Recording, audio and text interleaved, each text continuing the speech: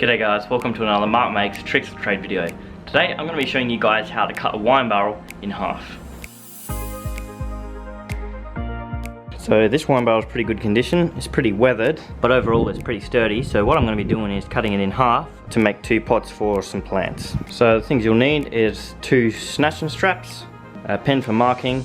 I've just made up this jig, but you can use a ruler or a measuring tape, and also a saw. I'm using a circular saw, but jigsaw will work fine as well.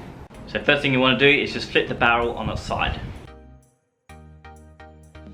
And that's just going to make it easy to mark out the center.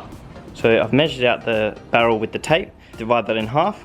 So I made this jig here to sit. So what I'm going to do is just use that to mark the center line all the way around.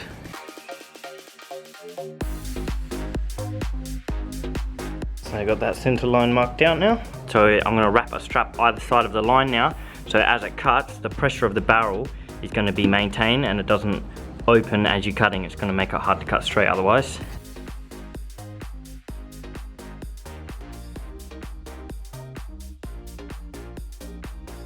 So I've got these straps on, that's going to keep the tension as I cut it. And now I'm going to grab the circular saw and I'm just going to set the angle of the deck so that when I cut, it's going to cut square for the curve of the barrel. I've just set that to 5 degrees. See how that goes.